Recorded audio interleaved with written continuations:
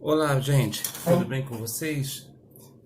Eu queria bater um papinho com vocês. A gente está tendo esse momento agora, durante a quarentena, um bom período de reflexão, né? A quarentena é uma coisa ruim para muita gente que está acostumada com movimento, está acostumada com agitação, está acostumada com prazos apertados, né?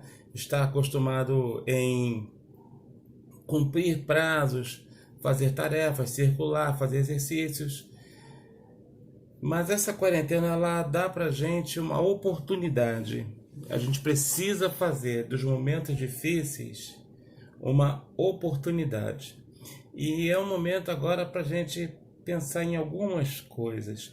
Por exemplo, tivemos aí um embate na nossa sociedade acerca de fé e ciência, religião e ciência.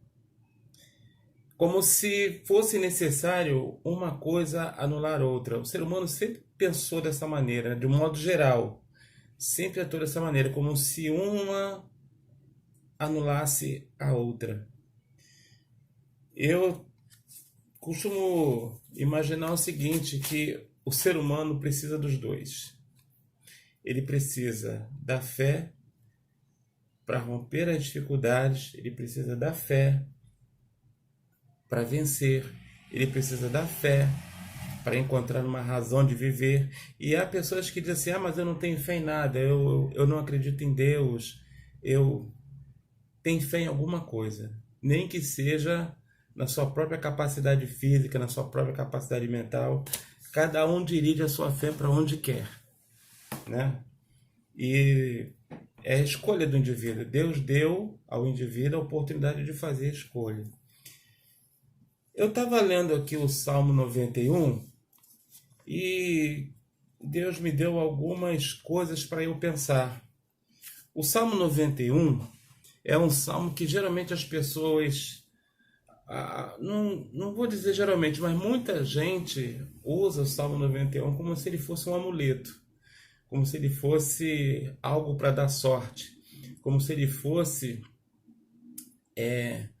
um objeto místico para proteger do mal, né? Para proteger de assalto. Tem gente que anda com o Salmo 91 aberta dentro do carro. Bom, cada um crê como quer, cada um caminha como quer. Mas eu vou dizer o seguinte, que o Salmo 91, mais do que ser uma página aberta, seja em cima lá da sua escrivaninha, mais do que ser uma página aberta em cima do tabelier do seu automóvel, né? Ele é para ser lido e compreendido. Hoje estamos tendo assim muitos embates na internet por falta de conhecimento da palavra. Eu penso que se tivéssemos mais conhecimento da palavra, nós não teríamos tantos aborrecimentos. O Salmo 91, ele nos traz uma luz sobre essa questão, fé e ciência, fé e sabedoria humana, porque a fé, ela vai além da sabedoria humana. Mas eu vou propor que nós passemos a ver tanto a fé quanto a ciência como dois remos necessários para conduzir um barco numa direção certa, numa direção proposta. Pode ser o seu barco, você leva para onde você quiser, né? Pode ser para a direção certa, para a direção errada, mas é importante que você entenda que a fé e a ciência tendem a conduzir o barco para uma direção de bom senso. O Salmo 91, ele nos diz assim: aquele que habita no esconderijo do Altíssimo, à sombra do Onipotente descansará. Direi do Senhor, ele é o meu Deus, ele é o meu refúgio, é a minha fortaleza e nele confiarei. Porque ele te livrará do laço do passarinheiro e da peste perniciosa. Ele te cobrirá com as suas penas, e debaixo das suas asas estarás seguro. A sua verdade é escudo e broquel. Não temerás espanto noturno, nem seta que voe de dia, nem peste que ande na escuridão, nem mortandade que assole ao meio-dia. 1.000 cairão ao teu lado e 10.000 à tua direita, mas tu não serás atingido. E lá no finalzinho, no versículo 16, ele diz: dar-lhe-ei abundância de dias, e lhe mostrarei a minha salvação. É um salmo muito rico. Nós poderíamos receber de Deus centenas e milhares de mensagens acerca desse salmo. Mas Deus compartilhou comigo, e eu quero compartilhar com vocês essa reflexão aqui de hoje. A primeira dela é que vamos considerar que esse salmo não é, como já disse antes, né? Ele não é para ser um amuleto. Mas se você quiser fazer, você é livre para isso, né? Ele é para ser lido e compreendido, né? O versículo 1 fala do esconderijo do Altíssimo. Esconderijo é um lugar que só você conhece, é um lugar que só você e Deus sabe onde fica, só você e Deus sabe como ele é. Esconderijo é um lugar de intimidade, esconderijo é um lugar muito íntimo, esconderijo é um lugar secreto. Tem até um louvor que diz, né, que Deus é o meu lugar secreto, né? Só tua graça me basta e sua presença é meu prazer. Então o Salmo ele começa falando disso daí. Calma, nós vamos chegar aos pontos de fé e ciência. Um momento. Mais um instante nós chegaremos lá. Se você chegou até aqui, né? Vale a pena você caminhar com a gente mais um pouquinho. Não vai durar muito. Ele te livrará do laço do passarinheiro. O que é passarinheiro? Passarinheiro é quem pega passarinhos. Passarinheiro é quem prende passarinhos, né? Algumas pessoas prendem passarinhos para ouvir o seu canto, para serem abençoados com o seu cântico.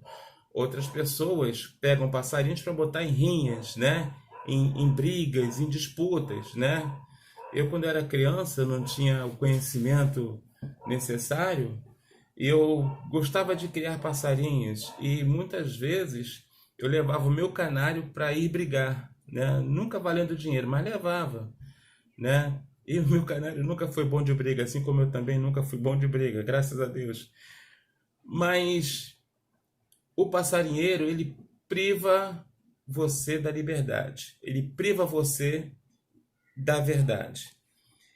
Esse passarinheiro, ele lança laços. Mas como? Laço de pegar, é igual laço de pegar boi, é igual laço de pegar um bode? Não. Aqui no contexto a gente pode entender o seguinte, que esse passarinheiro, o laço que esse passarinheiro lança são as mentiras, são os sofismas. O que são sofismas? Muita gente acha que isso é um termo complicado, isso é coisa de filósofo. Sofismas são raciocínios construídos com duas premissas verdadeiras, né? Mas a conclusão dela é falsa. Então, o caminhar dos dois primeiros termos é verdadeiro, mas quando você vai concluir, você descobre a falsidade. Quer ver um exemplo? Alguém vai dizer o seguinte, que aí depende também do particular de cada um, né? Alguém vai dizer, por exemplo, que beber é pecado. Aí o camarada vai chegar e vai dizer o seguinte: ora, quem bebe, dorme. E quem dorme não tem tempo de cometer pecados. Logo, agora vem a conclusão: beber não é pecado. Eu não vou aqui entrar nessa questão de se beber é pecado ou não, porque a Bíblia não especifica exatamente se é pecado ou não, mas isso aí vai de você, do seu particular com Deus. É importante que você tenha intimidade com Deus para saber o que Ele requer de você. E é assim que se caminha, né? Buscando intimidade com Deus. Você vai dando a Deus aquilo que Ele requer de você. E Ele tem um particular com cada um de nós. Então, na verdade, o laço são mentiras, são enganos feitos para te matar ou para te prender. Esse versículo também fala da peste, né? Da peste perniciosa. Estamos aí no momento de Covid-19. O Covid-19 criou um monte de confusão, né? Uma parte da sociedade diz que é necessário ficarmos isolados, inclusive as autoridades na ciência, as autoridades médicas, as autoridades de saúde recomendam que fiquemos em quarentena. E uma parte dizendo que por causa da fé, nós não precisamos ficar em quarentena, nós podemos sair, podemos continuar lutando as igrejas e tudo mais. Há pastores que são prudentes e há outros que nem tanto. Mas aí depende se o seu pastor é pastor ou se ele é um passarinheiro. Isso quem vai descobrir é você. A Bíblia diz que pelos frutos conhecereis a árvore, né? Então, a epidemia, essa peste, a gente vai entender no dicionário como uma epidemia que causa um número excessivo de mortes. E temos aí uma peste que é o Covid-19. No versículo 6, ele fala que nós não temeremos, nós não temeremos a peste que anda na escuridão. Escuridão. Escuridão não é simplesmente o apagar de uma luz.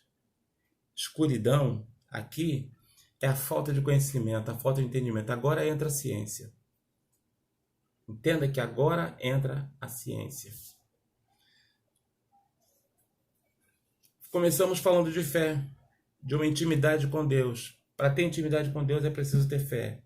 É necessário que os que se aproximem de Deus tenham fé. E acredite que Ele existe, e acredite que Ele é galardoador. Mas agora entra a parte da ciência. Escuridão é a escuridão da mente, né? No sentido figurado, a escuridão de pensamento, escuridão de raciocínio, né? Falta de conhecimento. Lá em Oséias, capítulo 4, versículo 6, a palavra de Deus diz: o meu povo foi destruído porque lhe faltou conhecimento.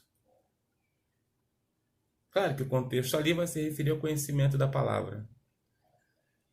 Mas conhecimento, como se diz, não ocupa espaço. A ciência é uma forma de conhecimento e é um conhecimento importante.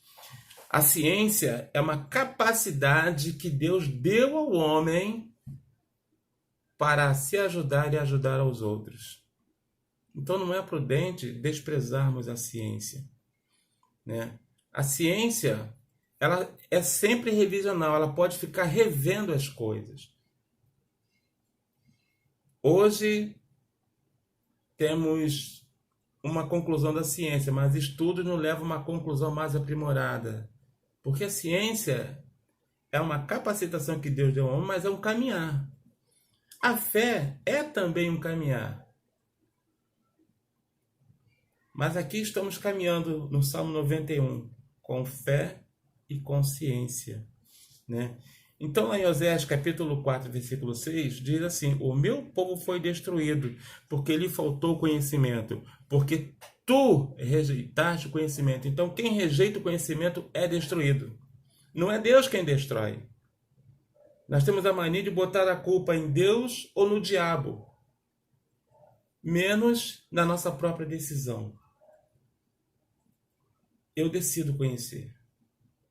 Eu decido ter fé. Eu decido acreditar em Deus. Eu decido pensar com a ciência também. Vem lá o versículo 10 do Salmo 91. Nenhum mal te sucederá, nenhum mal te sucederá, nenhuma praga chegará à tua tenda. Então veja, se você caminha com a fé e com a ciência, você está blindado. Vamos lembrar que lá no versículo 4, a palavra em Salmo diz: sua verdade é escudo e broquel. São duas formas diferentes de procurar a verdade. A fé e a ciência são duas formas diferentes de procurar a verdade. A verdade é o conhecimento perfeito. E esse conhecimento, ele te defende. Então, uma das formas que Deus tem de te proteger é dando a você a oportunidade de conhecer, a oportunidade de saber. Quantas pessoas não pereceram no caminho por falta de conhecimento, por falta de ciência? E a falta de ciência, ela foi consequência da falta de fé. Então a gente precisa rever algumas questões no nosso dia a dia com Deus. Diz essa palavra assim, né? Nenhum mal te sucederá. Mas essa promessa, ela vem embutida lá naquele primeiro momento. Aquele primeiro momento em que diz: aquele que habita no esconderijo do Altíssimo. Nesse momento, meu querido, minha querida, o esconderijo é a tua casa. O esconderijo é com a tua família. É ali que Deus está te protegendo. Deus já fez isso outras vezes com o povo. Então vamos caminhar. E aí vem a promessa. Quando a gente começa a caminhar, remando com a fé e com a ciência, o barco tende a ir para uma só direção. Se você só remar com a fé, você vai ficar circulando. Se você só remar com a ciência, você também circula e não chega onde Deus quer. Você tem que remar com os dois. Quando você consegue cumprir isso, aí vem a promessa. Porque os seus anjos dará ordem a teu respeito, para te guardar em todos os teus caminhos. Ele te sustentará com as suas mãos, para que não tropeces com teu pé em pedra. Pisarás o leão e a áspide, calcarás aos pés o filho do leão e a serpente. Pois que tão encarecidamente me amou, também eu o livrarei. Poluei no alto retiro, porque conheceu o meu nome. Ele me invocará e eu lhe responderei. Estarei com ele na angústia. Nós estamos num momento de angústia agora. Todos nós. Estamos vendo o povo muito angustiado. Estarei com ele na angústia.